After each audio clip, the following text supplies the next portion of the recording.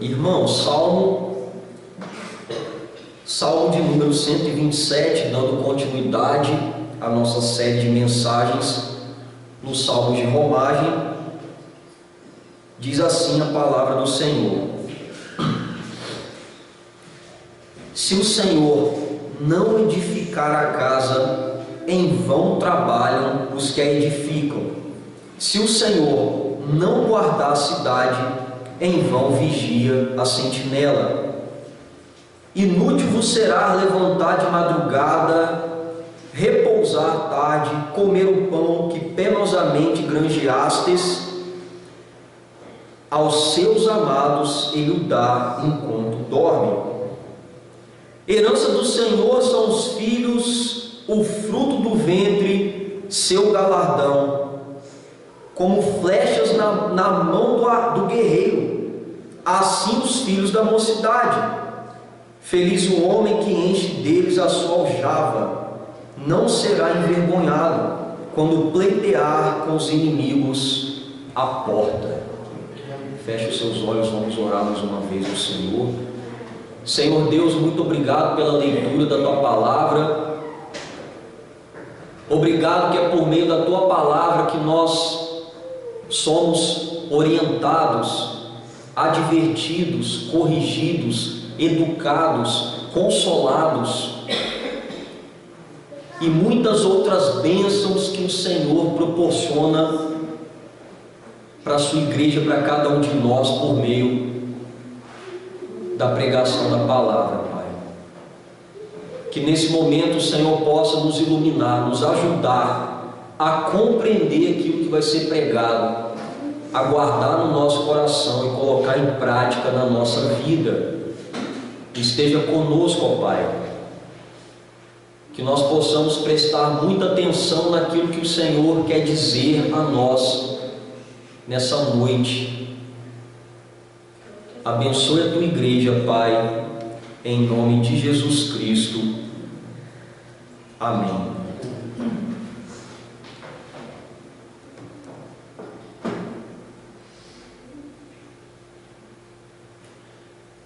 Irmãos, em 1560, o reformador John Knox, após estar com também outro reformador, João Calvino, na cidade de Genebra, levou o parlamento escocês a abraçar de vez o movimento da reforma protestante.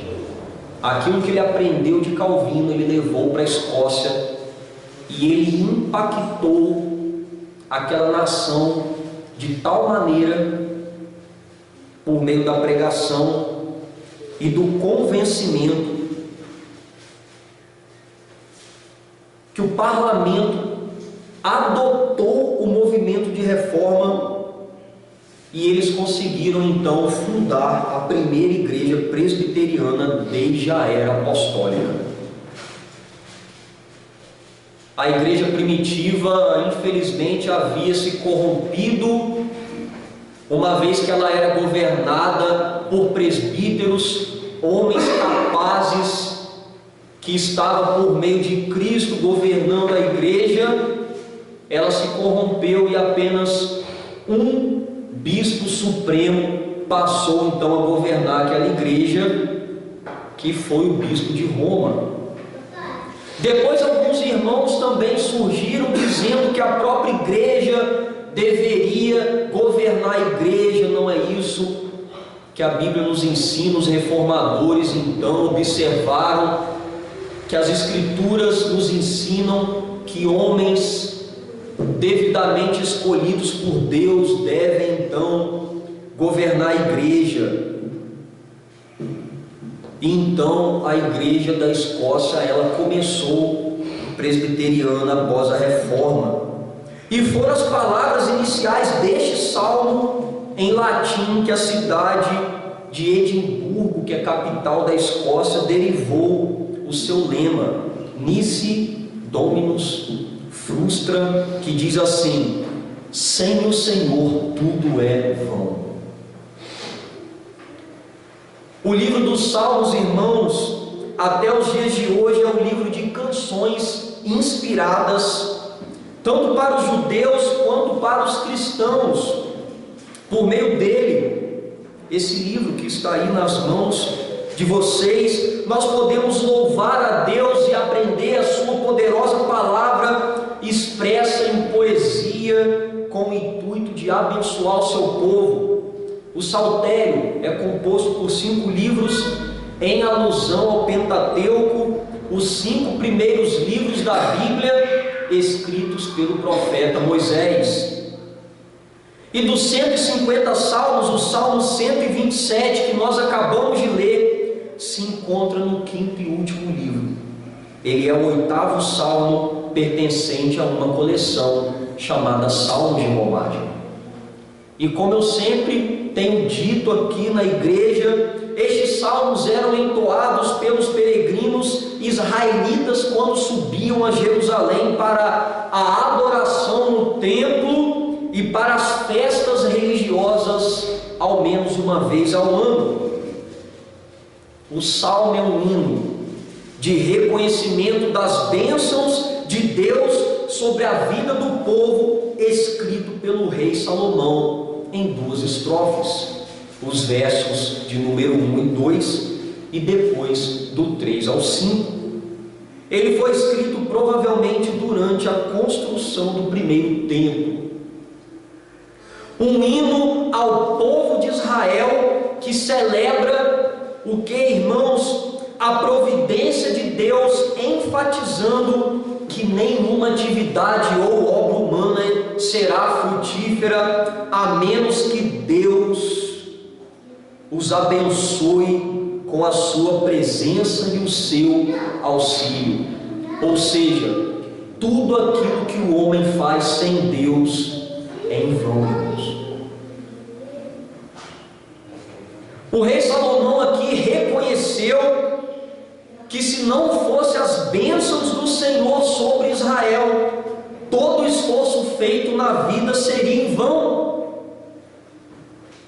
Nesse sentido, se nós não estivermos com o Senhor, debaixo de suas bênçãos providenciais, tudo o que fazemos não tem proveito algum. Assim pregarei no seguinte tema: as bênçãos da vida com Deus. Quais são as bênçãos da vida com Deus que nós podemos ver aqui nesse texto? Em primeiro lugar, as bênçãos são a bênção da sua presença em nossos empreendimentos, em tudo aquilo que porventura a gente vier fazer. Olhe para a sua Bíblia, versos de 1 a 2 diz assim: se o Senhor não edificar a casa, em vão trabalham os que a edificam. Se o Senhor não guardar a cidade, em vão vigia a sentinela. Inútil será levantar de madrugada, repousar à tarde, comer o pão que penosamente planteastes, aos seus amados ele dá enquanto dormem. Que salmo lindo, né? Por ter sido um homem de guerra, Davi, não o nosso pequenino aqui, mas o rei Davi, não recebeu com permissão para construir o templo do Senhor. As mãos de Davi estavam sujas de sangue por causa das guerras, e ele não poderia construir o templo para adoração. Porém, o Senhor prometeu a Davi que o seu filho Salomão iria construí-lo no reinado de paz e prosperidade. O templo, irmãos, estava sendo erguido com os melhores materiais da época, não com simples pedras, tijolos, cimento, como nós vemos hoje. Mas o templo ele estava sendo erguido em madeira de cedro do Líbano, a madeira mais valiosa da época, e muito ouro. Um local de luxo, com muito ouro. Salomão também estava construindo uma casa para si, Uma obra que durou aproximadamente 13 anos. Imagine uma casa que demora 13 anos para ficar pronta, e ele tendo a seu serviço todos os construtores de Israel. Deveria ser uma casa enorme e muito bela. E foi nesse contexto que ele começa o salmo dizendo: se o Senhor não edificar a casa, em vão trabalham os que a edificam. Salomão tinha ciência e sabedoria de que se Deus não fosse o real construtor, todo o trabalho seria em vão, do templo, da casa, de tudo que eles estavam fazendo. Ele quis dizer que se a presença real de Deus e sua graciosa providência não estivesse com eles, nada daquilo teria sentido.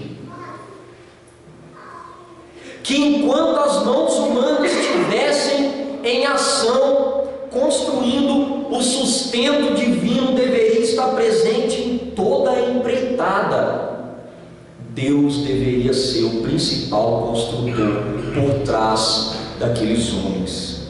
E ele continua: se o Senhor não guardar a cidade, em vão vigia a sentinela. O que é sentinela? Era um guarda que ficava em cima de uma torre, vigiando os portões e toda a cidade de um ataque inimigo. Se esse sentinela dormisse em serviço, ele era executado. Enquanto eles realizavam aquela obra, Jerusalém e o templo poderia ser atacado por todo tipo de inimigos. É por isso que, por mais guardas que ele tivesse, se o Senhor não fosse o grande protetor daqueles muros, tudo poderia ruir, cair após um ataque. Mas não apenas isso. Ele diz no segundo verso que inútil será levantar de madrugada, repousar tarde, comer o pão que penosamente granjeastes. Olha que interessante. Se Deus não estivesse com eles, irmãos, lutando por eles, a exaustão no trabalho não iria adiantar em nada. Não valeria de nada eles acordarem cedo e dormirem tarde. Vocês já viram pessoas que acordam muito cedo, dormem muito tarde, ganham muito dinheiro, mas não têm o prazer, o privilégio, a paz para gastar e usufruir do seu próprio dinheiro, do seu próprio recurso. Pessoas que vivem trabalhando apenas no trabalho, sem a presença de Deus.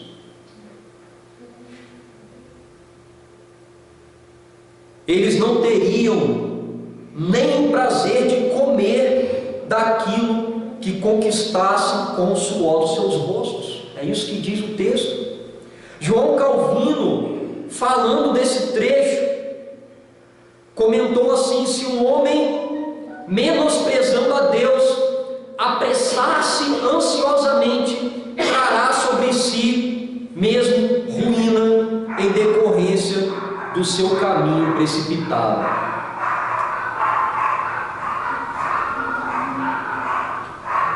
E Salomão encerra com um alento, com a palavra de esperança,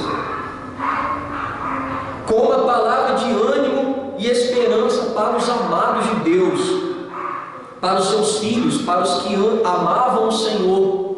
Ele diz: aos seus amados Ele dá enquanto dorme. Aqueles que eram de Deus poderiam trabalhar no período, no momento devido, com a presença do Senhor, se beneficiando dessa gloriosa presença, e depois, enquanto eles dormiam tranquilamente, Deus estava providenciando, suprindo todas as coisas enquanto eles dormiam. Olha que coisa maravilhosa, sem ansiedade, sem preocupações. Os que se matavam, irmão, de trabalhar sem Deus eram frustrados, e os que trabalhavam o suficiente com Deus eram abençoados enquanto dormiam e descansavam, porque o Senhor trabalhava por eles. O próprio Deus tem edificado a sua igreja sobre uma rocha, como nós vimos hoje cedo, e essa rocha é Cristo. E se essa igreja não estiver muito bem alicerçada nessa rocha eterna, ouvindo e praticando as palavras de Cristo, ela irá cair. Primeiro, se uma igreja que ouve e não pratica as palavras do Senhor, ela deve rever a sua conversão e rever se de fato ela é a igreja do Senhor. E se ela estiver deslizando, ela deve tomar muito cuidado e rever onde tem falhado, para que ela não possa construir-se e alicerçar sobre a areia, mas sobre a rocha que é Cristo. Irmãos, embora Deus seja um Deus transcendente, o que é isso, pastor? Ele governa e está acima de todas as coisas. Ele também é um Deus imanente. Ele não apenas governa, mas está presente com o seu povo, e podemos ver isso claramente em Jesus, que é o Emanuel, o Deus conosco. Jesus que andou entre nós e hoje se faz presente espiritualmente aqui com a sua amada igreja. O povo de Deus tem a bênção de sua presença em todos os aspectos da vida, e ele não deve abrir mão dessa bênção.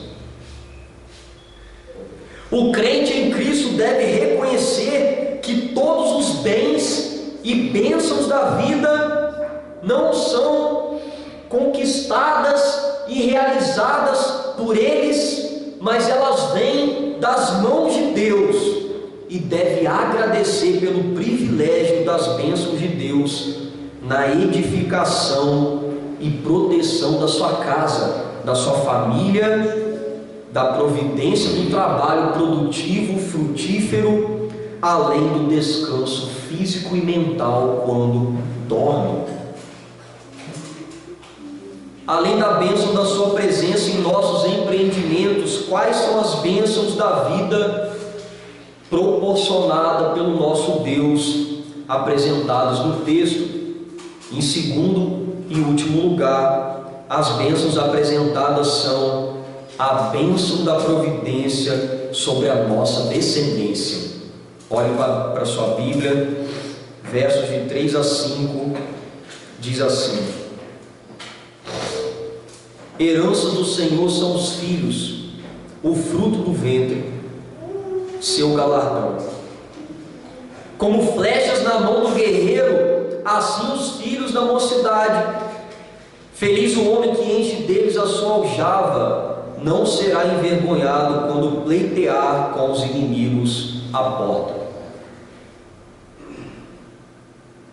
O texto traz uma interjeição hebraica logo no início do terceiro verso, que significa: veja, preste atenção. Termo que foi omitido aqui pela nossa tradução, mas isso significa que Salomão ele estava falando de coisas e usando exemplos materiais, aquilo que o povo poderia ver, e agora ele começa falando de uma casa no aspecto de família. Salomão utiliza essa palavra porque agora não falará de uma casa física, mas do lar e da descendência do homem. E ele começa dizendo que herança do Senhor são os filhos, o fruto do ventre, seu galardão. Os filhos, os descendentes do homem, são a herança e o galardão do Senhor, irmãos, frutos da bênção divina. a maior riqueza que um homem e uma mulher pode ter sobre a face da terra são os filhos. Não são terras, não são posses, não são riquezas, mas são os filhos. Herança, galardão, riqueza, presentes. Herança e galardão para os israelitas eram posses de terras que ofereciam um lugar seguro na vida para descansar, mas sem filhos a herança não valia de nada. Quem iria cuidar das terras?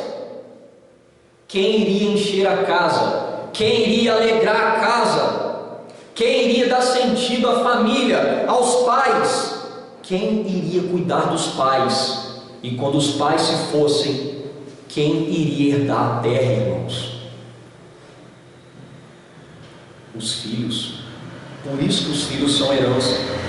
E ele continua dizendo no verso 4 que, como flechas na mão do guerreiro, assim os filhos da mocidade. Da mocidade. Os filhos de Israel eram como flechas afiadas nas mãos de um arqueiro que estava pronto para defender e atacar os seus inimigos.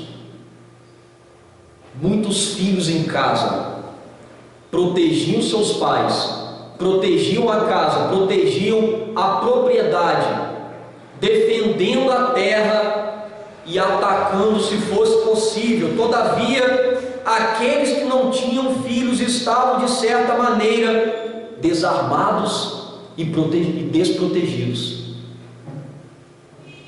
A qualquer momento alguém poderia entrar e arrasar com Israel, com as terras, com as propriedades, com as famílias, porque as casas não estavam protegidas por esses filhos. No quinto e último verso, o rei diz que feliz o homem que enche deles a sua aljava. O que é aljava? Aljava é um tipo de compartimento de couro feito para carregar flechas, tipo uma bolsa de couro forte que o arqueiro carregava as suas flechas. E segundo Salomão, feliz era o homem que tinha aljava cheias de flechas.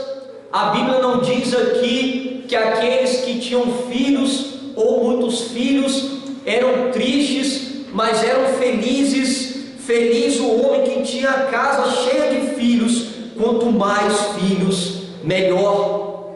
É isso que o texto diz. E ele conclui no verso 6, explicando o motivo para tantos filhos. Ele diz assim: não será envergonhado quando pleitear com os inimigos à porta. Olha que interessante. O homem que tinha muitos filhos não era envergonhado nos tribunais, não era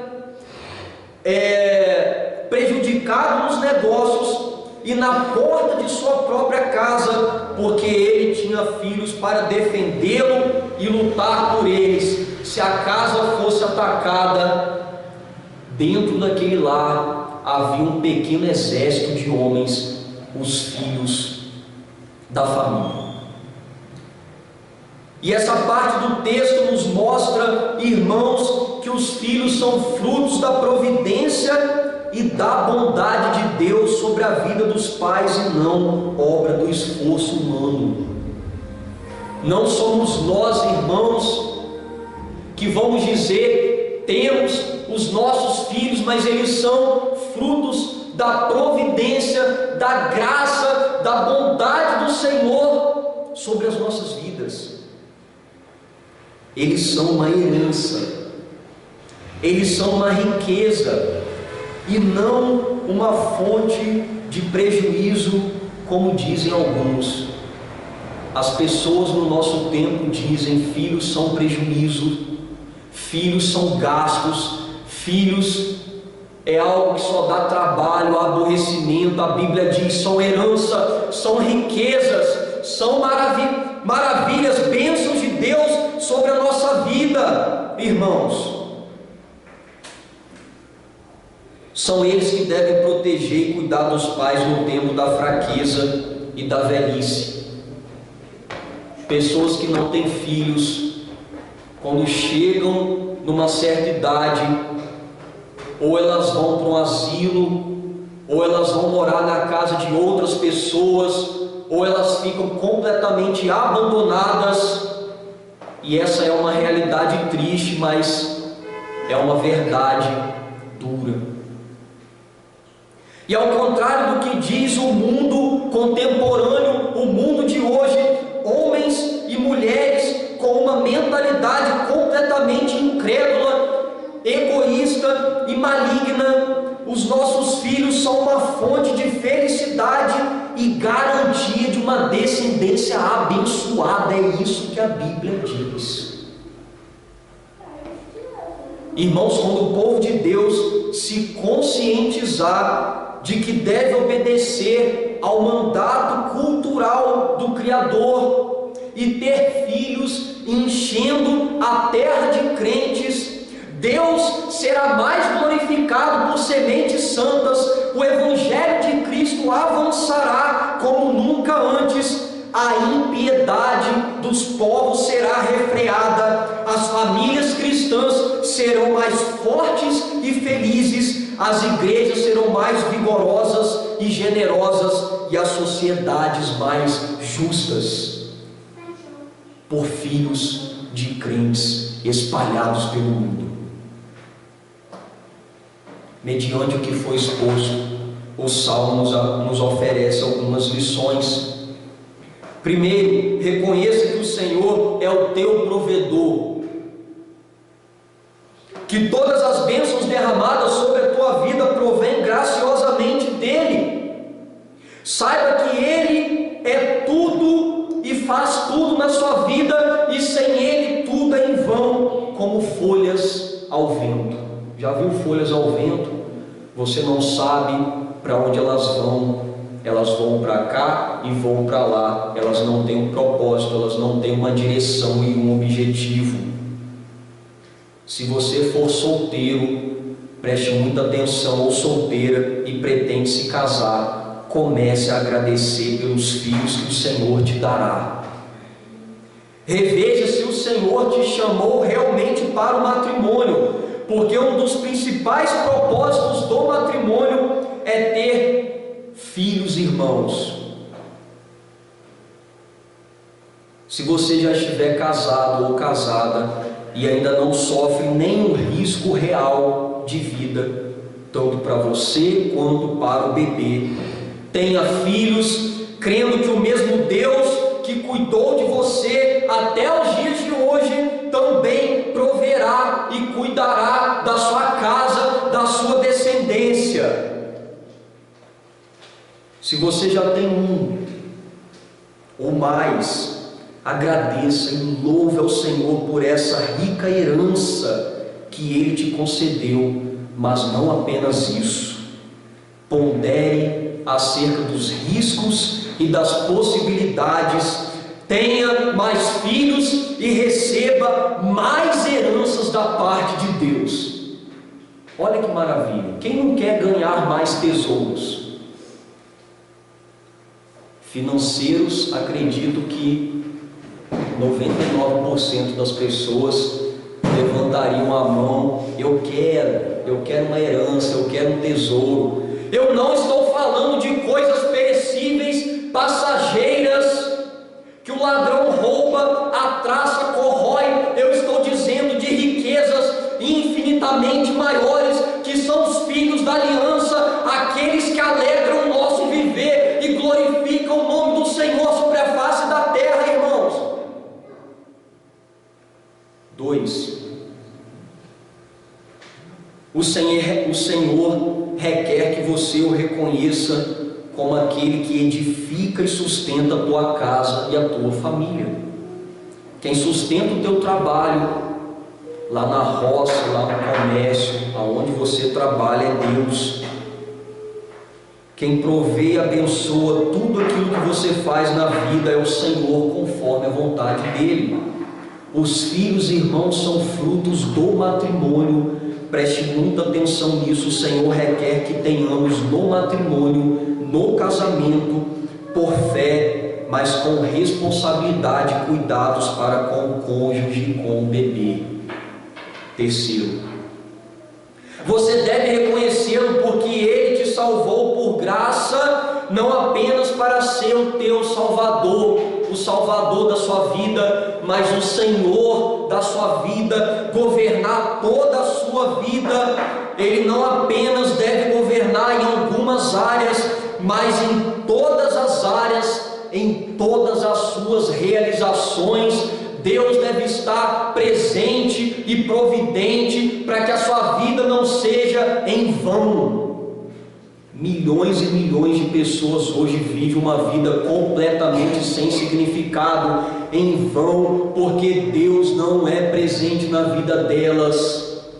E nós vemos pessoas completamente deprimidas, frustradas, doentes, irmãos.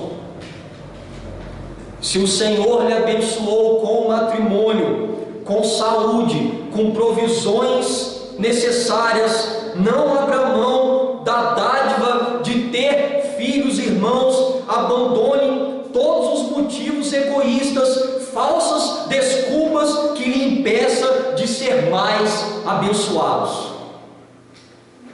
Tenha crianças, encha a casa de crianças, encha a igreja de crianças, enche o mundo de crianças. 4. O reconheça com fé. Fé em sua presença, santa provisão, que ele jamais te desamparará. Eu estou falando aqui de fé. Filhos é um ato de fé. A mãe da dona Eudes foi uma mulher de muita fé. Ela teve aproximadamente 12 crianças. Olha que bênção! Uma mulher riquíssima. E essa igreja está de pé hoje por causa dessa irmã, dos esforços dessa irmã e da sua descendência. E nós alcançaremos muitas pessoas pela graça de Deus, pela pregação do Evangelho. E tudo começou na família dessa amada irmã. Filhos é um ato de fé, de resistência e de coragem. Fé que Deus é quem abre a madre e provê o sustento, assim como provê as aves do céu, os lírios do campo. Se Ele provê o alimento das aves e dos lírios do campo, por que Ele não proverá aquilo que os seus filhos precisam? É um ato de coragem, porque requer responsabilidade e trabalho duro até o nosso descanso final. E resistência, porque resistimos a um sistema mundano que quer aniquilar com a primeira instituição divina casamentos e famílias, para tornar homens e mulheres cada vez mais doentios a serviço do diabo. É isso que você vê em muitas nações, famílias e sociedades que estão proibindo pessoas de terem as suas famílias, as suas crianças. Pessoas doentes, pessoas que vivem tanto para si próprio, servem tanto a agenda maligna do inimigo das nossas almas, que se tornam completamente doentias. Nas raízes do presbiterianismo, irmãos, homens que reconheceram a presença e a providência de Deus em tudo que faziam, deixaram suas marcas de fé e coragem. Nessa manhã a palavra de Deus nos mostrou que nada em nossa vida tem valia sem a presença e a provisão de Deus. Fique de pé, eu quero orar por você.